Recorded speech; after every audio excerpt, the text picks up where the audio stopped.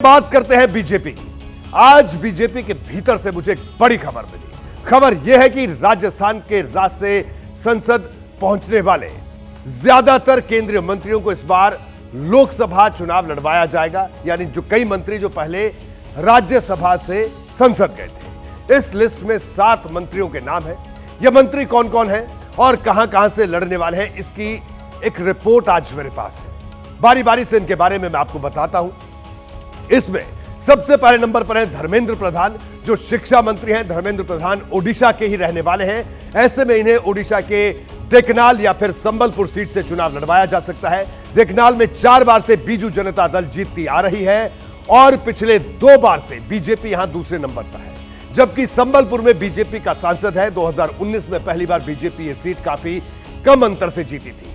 यहां दोनों ही सीटों पर बीजेपी के लिए मुकाबला टफ माना जाता है। राज्यसभा चुनाव के लिए बीजेपी ने इस बार नए चेहरों को आगे किया। पार्टी के भीतर नई लेयर तैयार की जा रही है। बीजेपी ने जिन 28 उम्मीदवारों को उतारा है, उसमें सिर्फ 4 नेता ही ऐसे हैं जो राज्यसभा सदस्य हैं। बाकी 24 सीटों के लिए नए चेहरों को मौका दिया गया है और तय किया गया है कि बाकी के मंत्री लोकसभा चुनाव लड़ेंगे। इस लिस्ट में दूसरा नाम है मनसुख मांडविया का, जो स्वास्थ्य मंत्री हैं। अब मैं आपको बताता हूं कि ये कहां से चुनाव लड़ सकते हैं। देखिए, मनसुख मांडविया गुजरात से आते हैं। ऐसे में इन्हें गुजरात की ही किसी सीट से चुनाव लड़वाने की तैयारी है। इसमें पहली सीट सूरत की है, जहां से बीजेपी पिछला चुनाव भारी अंतर से जीती थी। दर्शना विक्रम जरदोश यहीं से लगातार 3 बार से चुनाव जीतती आ रही है। वहीं दूसरी सीट है भावनगर, जहां से मनसुख मांडविया खुद आते हैं। यह सीट भी 8 बार से बीजेपी के पास है। भारतीबेन सियाल लगातार 2 बार से यहां से सांसद है। इन दोनों में से अगर मनसुख मांडविया कहीं से भी लड़ते हैं तो किसी एक सांसद का टिकट कटना तय माना जा रहा है। गुजरात ऐसा राज्य है जहां से बीजेपी की सबसे सॉलिड लीडरशिप संबंध रखती है। इसमें मोदी भी है और गृह मंत्री अमित शाह भी। लेकिन अब राज्य में Bharatiya Janata party second line का नेतृत्व तैयार कर रही है। यही वजह है कि केंद्रीय मंत्री पुरुषोत्तम रूपाला को भी इस बार राज्यसभा नहीं भेजा गया और लोकसभा चुनाव लड़वाने की पूरी तैयारी है। पुरुषोत्तम रूपाला के लिए राजकोट सीट पर मंथन हो रहा है। 2009 पर का अगर चुनाव छोड़ दे तो 1991 से लगातार यहां बीजेपी जीतती आ रही है। मोहन भाई कल्याण जी भाई यहां से सांसद हैं, लेकिन अब पुरुषोत्तम रूपाला के लड़ने की चर्चा है। रूपाला सौराष्ट्र के इलाके में मजबूत कड़वा पटेल बिरादरी के सबसे ताकतवर नेताओं में से एक माने जाते हैं। ये 2016 से ही मोदी कैबिनेट का हिस्सा है। राजनीतिक तरीके से देखें तो ये मुझे लगता है सभी जो राजनीतिक दल हैं उनको भी स्ट्रेटेजी को समझने की ज़रूरत है। और भारतीय जनता पार्टी की जो पूरी कार्य पद्धति है, काम करने का तरीका, उसको समझ में आने की बात है कि यहाँ पर ऐसा नहीं है कि आप एक बार केंद्रीय मंत्री बन गए या मुख्यमंत्री बन गए या कुछ और बड़े पद पर पहुँच गए, पार्टी अध्यक्ष भी हो जाएं, तब भी सबको हर जिम्मेदारी के लिए तैयार रहना चाहिए और हर समय काम के लिए तैयार रहना चाहिए। तो यही एक कहना चाहिए सीक्रेट है भारतीय जनता पार्टी का कि वो लगातार ताकतवर होती जा रही है। देखिए, आज मुझे पीएम मोदी की एक पुरानी बात याद आ गई। उन्होंने कहा था कि राज्यसभा सांसदों को कम से कम एक बार सीधे चुनाव लड़कर संसद पहुंचना चाहिए। शायद उन्होंने ये बात इन्हीं केंद्रीय मंत्रियों के लिए कही थी। केंद्रीय मंत्रियों की इस लिस्ट में चौथा नाम भूपेंद्र यादव का है, जो श्रम और रोजगार मंत्रालय की जिम्मेदारी निभाते हैं। भूपेंद्र यादव राजस्थान के अजमेर से संबंध रखते हैं। इसके लिए जिस सीट पर मंथन हो रहा है उसमें पहली सीट राजस्थान के अलवर है, जहां से बालकनाथ सांसद हुआ करते थे। अब वो विधायक है। ऐसे में ये सीट खाली है। इतिहास बताता है कि इस सीट पर ज्यादातर बार यादव समाज के नेता ही सांसद चुने गए हैं। दूसरी सीट है भिवानी महेंद्रगढ़, जो हरियाणा में आती है। यहां से बीजेपी लगातार 2 बार जीत रही है। दोनों बार धर्मवीर सिंह सांसद चुने गए थे। लेकिन अहिरवाल बेल्ट, जहां यादवों का दबदबा है, वो इलाका भी इस सीट में आता है। ऐसे में भूपेंद्र यादव को यहां से भी चुनाव लड़वाया जा सकता है। साफ है, बीजेपी की इस रणनीति पर अंदर खाने भी हलचल तेज है, क्योंकि जाहिर सी बात यह है कि मंत्री सुरक्षित सीट से चुनाव लड़ेंगे और ऐसा होगा तो मौजूदा सांसद की दावेदारी पर खतरा आ जाएगा। ऐसा भी नहीं है कि बीजेपी का हर सांसद उम्रदराज है या उसकी रिपोर्ट खराब है। इसके बावजूद उसे बलिदान देना पड़ सकता है। इस लिस्ट में 5वां नाम है नारायण राणे का, जो महाराष्ट्र से आते हैं। देखिए, नारायण राणे की उम्र 71 साल है, इसलिए अभी तक उनको लेकर स्थिति साफ नहीं हो पाई है।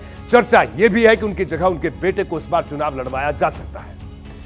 मोदी मंत्रिमंडल में कई चेहरे ऐसे हैं जो दक्षिण भारत से आते हैं। इसी जोन में बीजेपी कमजोर है। कई नेताओं को राज्यसभा के रास्ते केंद्रीय मंत्री बनाया गया, लेकिन अब उन्हें चुनाव की परीक्षा पास करनी होगी। इसमें पहला नाम है राजीव चंद्रशेखर का।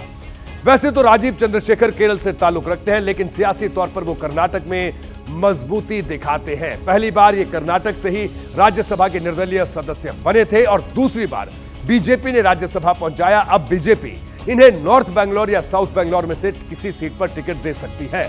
नॉर्थ बैंगलोर की सीट बीजेपी 4 बार से जीतती आ रही है। 2 बार से सदानंद गौड़ा सांसद हैं, जबकि साउथ बैंगलोर से बीजेपी 8 बार चुनाव जीतती आ रही है। तेजस्वी सूर्या यहां से मौजूदा सांसद है।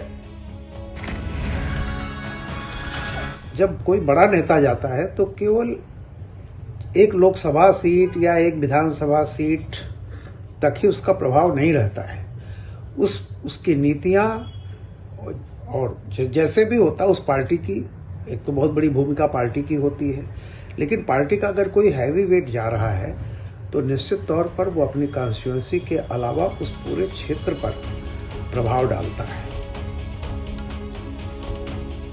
देखिए, दक्षिण भारत में बीजेपी का फोकस कर्नाटक और तेलंगाना के अलावा केरल पर भी है, जहां बीजेपी हमेशा से कमजोर रही है। ऐसे में अगर केंद्रीय मंत्री राज्य मंत्री वी मुरलीधरन को लोकसभा चुनाव लड़ाकर माहौल तैयार किया जाएगा, यह कहा जा रहा है। वी मुरलीधरन केरल से ही आते हैं।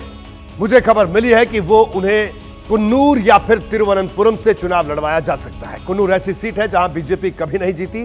पिछली बार तीसरे नंबर पर रही थी, 1 लाख से भी कम वोट मिले थे। कांग्रेस के सुधाकरन यहां से सांसद हैं, जबकि तिरुवनंतपुरम शशि थरूर की सीट है। वो यहां से लगातार चुनाव जीतते आ रहे हैं। पिछली बार बीजेपी के प्रत्याशी ने टक्कर जरूर दी थी, लेकिन 1 लाख वोट से पीछे रह गए थे बीजेपी प्रत्याशी। 2024 के चुनाव में बीजेपी का लक्ष्य अपने दम पर 370 सीट जीतने का। ऐसे में इस बार हर मोर्चे पर मजबूत रणनीति तैयार हो रही है। मुझे यह भी पता चला है कि पार्टी की टॉप लीडरशिप देश के अलग अलग हिस्सों का प्रतिनिधित्व करने की रणनीति पर भी काम कर रही है। पीएम मोदी वाराणसी से चुनाव लड़ते हैं, ऐसे में वो उत्तर भारत को साधते हैं।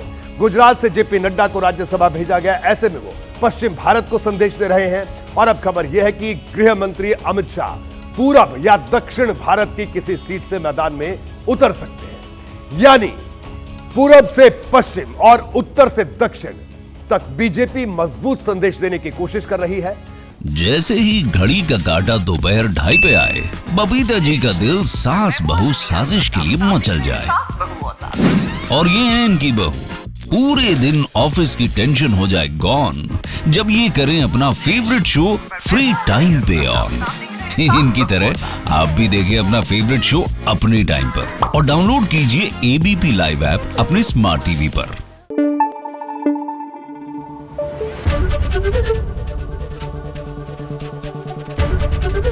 एबीपी न्यूज आपको रखे आगे।